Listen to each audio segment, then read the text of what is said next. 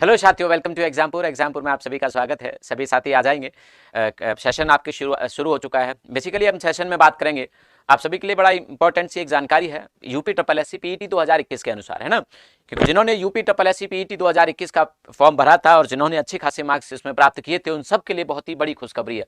बड़ी खुशखबरी क्या है कि आप लोग सब पिछले एक महीने से, क्योंकि नोटिफिकेशन इसका पिछले ही महीने आ गया था, तो पिछले कुछ समय से आप लोग इंतजार कर रहे थे, सर वन रक्षक जो दरोगा है ना, जो वन दरोगा है आपका, फॉरेस्ट एसआई जो आपका बनेगा, तो वन दरोगा भर्ती का फॉर्म कब से शुरू होगा। तो आप लोगों के लिए बता दूं, सबसे बड़ी खुशखबरी आप लोगों के लिए कि उत्तर प्रदेश में जो वन दरोगा की भर्ती थी, उसके फॉर्म भरे जाने की शुरुआत हो चुकी है। फॉर्म भरे जाने की शुरुआत उसकी हो चुकी है। इस बात को आप सभी साथी याद रखेंगे, ठीक है। मैं आप लोगों को बता देता हूं, जैसे कि जो फॉर्म की डेट थी, आप सब याद रखिएगा कि फॉर्म की डेट भैया 17 अक्टूबर, मतलब आज से ही आपके फॉर्म भरे जाने की जो लिंक था वो एक्टिवेट हो गया है। आप सभी साथी एक एक चीज पर मैं फोकस करूंगा यहां पर कि कौन इस फॉर्म को भर सकता है, एक एक जानकारी, और एग्जामपुर आपकी कैसे मदद करेगा, सिलेबस क्या होगा, इस पर भी मैं बात करूंगा, परेशान मत होइएगा, ठीक है। तो 17 अक्टूबर है आज और 17 अक्टूबर से इसकी शुरुआत हो चुकी है। आप इस फॉर्म को 6 नवंबर 2022 तक भर पाएंगे। तो भैया भरना शुरू कर दीजिए। कौन भर सकता है इसके ऊपर सबसे पहले हम लोग बात करते हैं। आप सब जानते हैं कि यूपी ट्रिपल एससी इस परीक्षा का आयोजन करवा रही है, तो इसका मतलब वही भर सकते हैं जिन्होंने यूपी ट्रिपल एससी पीईटी का फॉर्म पिछले साल भरा था। यूपी ट्रिपल एससी पीईटी जिन्होंने दिया था 2021 का, वही इस फॉर्म को भर सकते हैं। पहली बात, जिन्होंने यूपी ट्रिपल एससी पीईटी पिछली बार दिया था वही इस फॉर्म को भर सकते हैं, उन्हीं के काम की चीज है। अब इसमें सर पद कितने हैं, तो बेटा पद है इसमें 701, मतलब एसआई की वैकेंसी है और ये पद अच्छे खासे माने जाते हैं। क्योंकि जब आप यूपी पीसीएस की बात करते हो, जब आप आरओ की बात करते हो, है ना, तो आरओ में 200, 250, 300 पद होते हैं, उसमें से लगभग 2500 बच्चे तो हमारे पास पढ़ रहे हैं। वहां कंपटीशन और बहुत ज्यादा होती है, यहां पर उतनी कंपटीशन नहीं होती जितनी आप लोग सोचते हो कि सर इसमें 700 ही पद है। मैं आपको बताता हूं कि 700 पद कैसे बहुत ज्यादा हैं, तो आप लोग समझिएगा कि ये 700 पद हैं जिसमें महिलाओं के लिए भी हैं, पुरुषों के लिए भी हैं। इस बात को आप याद रखिएगा। अब इसमें अगर मैं बात करूं तो अनरिजर्व जो पदों की संख्या, अर्थात जो जिन पर कोई भी फॉर्म भर सकता है, वो 288 है। ओबीसी के लिए यहां पर 103 है, एससी के लिए यहां पर 160 पद हैं और एसटी के लिए भी 20 पद हैं। इस बात को आप याद रखेंगे, ठीक है। बाकी ईडब्ल्यूएस के भी यहां पर 700 में 10% तो आपके 70 हो जाते हैं, तो इसको आप याद रखेंगे, ठीक है, 70 हो जाते हैं। ओबीसी के 163 पद हैं, इस बात को याद रखेंगे। 103 नहीं बल्कि 163 पद हैं। सर देव ग्रीन प्लीज एक डाउट क्लियर कर दीजिए, पैट दिया था तब ग्रेजुएशन नहीं हुआ था, पर अब हो गया है, मैं क्या फिल कर सकता हूं।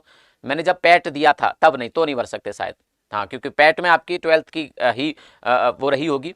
लेकिन आपसे अगर क्वालिफिकेशन उन्होंने 12th नहीं, ग्रेजुएशन आपने नहीं भरा था क्या, उसमें नहीं हुआ ही नहीं होगा, तब तो भरा नहीं होगा आपने। मुश्किल है थोड़ा सा इसको भरना, क्योंकि प्रीलिम जब आपने पीईटी दिया था तब आप ग्रेजुएट नहीं थे, मतलब उन वैकेंसीज के लिए आप क्वालिफाई नहीं थे।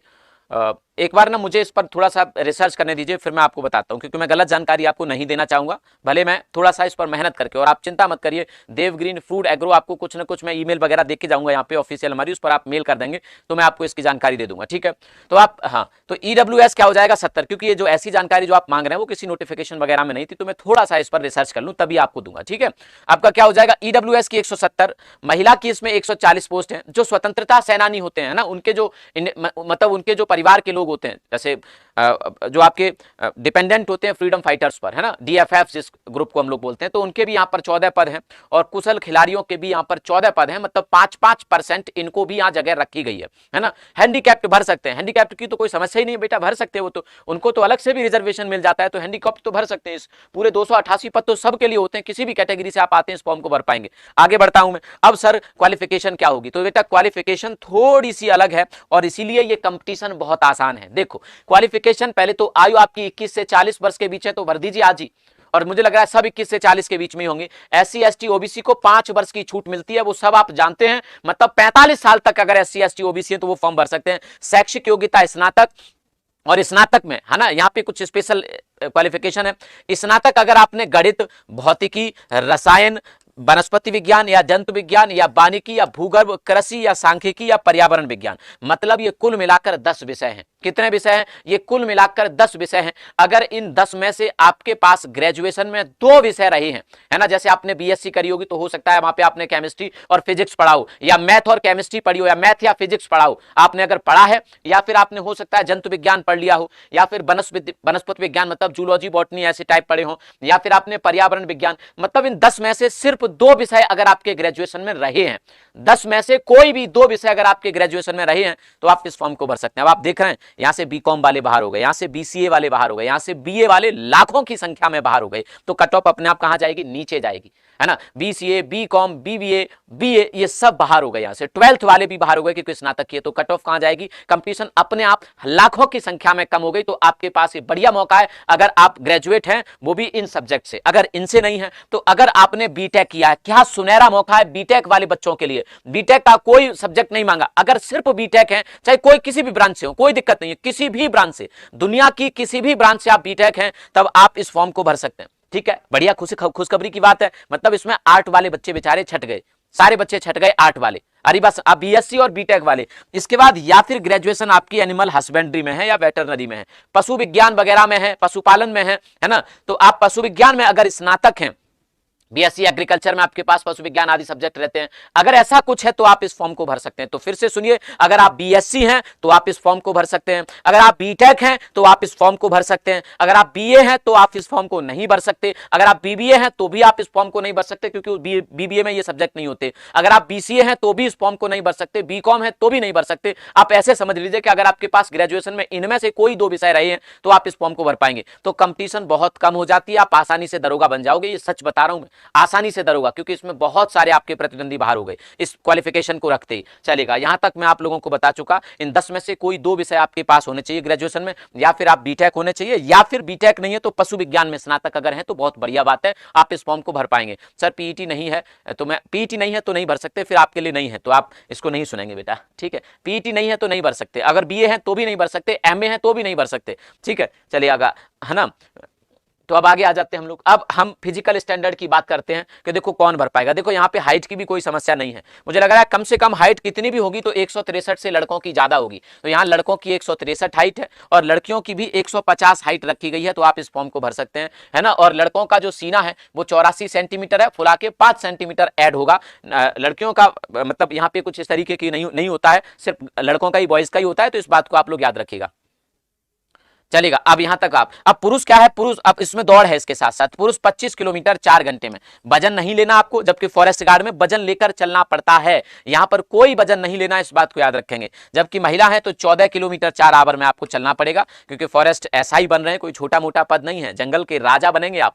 एक तो जंगल का राजा शेर होता है और दूसरे जंगल के राजा आप होंगे, क्योंकि आपके अंडर जंगल में तमाम फॉरेस्ट गार्ड जो होते हैं, कांस्टेबल लेवल के अधिकारी, वो काम करेंगे। तो आपका कम से कम ये फिजिकल स्टैंडर्ड तो होना ही चाहिए, तो आप एक बड़े से क्षेत्र के इंस्पेक्टर बन जाएंगे, सब इंस्पेक्टर बन जाएंगे, इस बात को आप याद रखेंगे। चलिए आगे बढ़ता हूं, परेशान मत होइए, ठीक है। हाइट लड़के हैं अगर तो 163 और बालिका हैं, गर्ल्स हैं तो 150 हाइट आपको चाहिए। छाती आपका सीना 84 नॉर्मल है, बहुत ज्यादा नहीं है, इस बात को आप याद रखेंगे, ठीक है। अब क्या होगा कि पीईटी के स्कोर के आधार पर ही आपका रहेगा ये, है ना। फॉर्म भरना होगा, उसके बाद इसकी आपकी लिखित परीक्षा होगी, लिखित परीक्षा का सिलेबस किस प्रकार करेगा इस पर भी चर्चा करेंगे। पीईटी के स्कोर के आधार पर श्रेणीवार 15 गुना अभ्यर्थियों को रखा जाएगा, मतलब 701 पद है ना, 701 पद है। मैं बताता हूं, अभी कुछ बच्चों को लग रहा है सर कट ऑफ बहुत ज्यादा जाएगी, 701 पद हैं, 15 गुना इसमें रखा जाएगा। 15 गुना का मतलब लगभग 30 गुना हो जाता है, क्यों? क्योंकि लेखपाल में आपने देखा 15 गुना 30, इसमें होता है क्या है कि जिन बच्चों के मार्क्स बराबर हैं उनको एक ही काउंट किया जाता है, ज्यादा काउंट नहीं किया जाता, एक ही। तो 15 गुना के एवरेज में लगभग 25 से 30 गुना बच्चे आ जाते हैं। फिर मैं वही बात दोहराऊंगा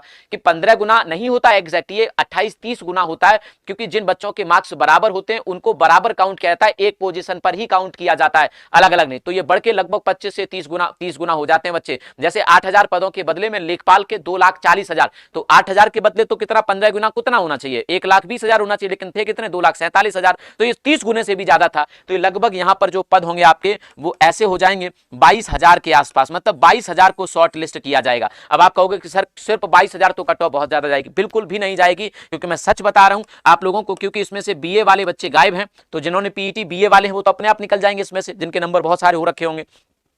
इसमें से आप लोग याद रखिएगा बीकॉम वाले बच्चे गायब हैं, ठीक है। इसमें से आपके बीसीए वाले बच्चे गायब हैं, इसमें से आपके बीबीए वाले बच्चे गायब हैं। लेखपाल में तो आपके 12th वाले भी शामिल थे, तो इसमें 12th वाले भी गायब हैं। तो आपका 22,000, यहां सिर्फ 22,000 दिख रहा है, 20 से 22,000, लेकिन मानिए कि ये 20-22,000 नहीं है, क्योंकि यहां से लेखपाल में तो 12th के बच्चे भी थे ना, यहां से 12th के निकल चुके हैं, यहां से बीए के भी निकल चुके हैं, यहां से बीकॉम के भी निकल चुके हैं, यहां से बीसीए के भी निकल चुके हैं, यहां से बीबीए के भी निकल चुके हैं। अब कितने बच्चे बचे? सिर्फ बीएससी और आपके बीटेक वाले। अब बीएससी और बीटेक वाले ज्यादा से ज्यादा होंगे टोटल में से 15 से 20%, है ना, 15 से 20%। तो जैसे मान लो 17 लाख लोगों ने परीक्षा दी, उसमें से 20% आप निकालोगे तो कितने होंगे? ज्यादा से ज्यादा 3-2.5 लाख के आसपास, 2.5-3 लाख के आसपास टोटल बच्चे होंगे जो यहां पर क्वालिफाई कर रहे होंगे, क्योंकि उनमें से कुछ की तो हाइट भी कम होगी, 163 से कम होगी हाइट। लेखपाल में तो हाइट का भी कोई फॉर्मूला नहीं था कि हाइट इतनी चाहिए, यहां तो हाइट भी रखी है, और कुछ बच्चे फिजिकल की वजह से नहीं रख पाएंगे, तो कट ऑफ बहुत ज्यादा नहीं जाएगी। मुझे लगता है कि आप परेशान बिल्कुल मत होइए कट ऑफ को लेकर। अगर आप ठीक ठाक 60, 62, 65 नंबर लाए हैं पीईटी में, तो और अगर आप बीएससी हैं तो आप इसको तैयारी करिए, इस फॉर्म को भरिए, और आज से ही फॉर्म भरना शुरू हो गया है। सेकंड ईयर है तो आप फॉर्म को नहीं भर सकते, बता देता हूं, ठीक है। जिनका कंप्लीट है वही इस फॉर्म को भर सकते हैं। अब एग्जाम्पुल आपके पास क्या मदद करेगा, है ना, डिप्लोमा नहीं चलेगा बेटा, ग्रेजुएशन ही चलेगा। बार बार कह रहा हूं, ग्रेजुएशन 3 साल का ग्रेजुएशन 12th के बाद ही चलेगा, जिसमें आपके पास, है ना, बीएससी या बीटेक होना चाहिए।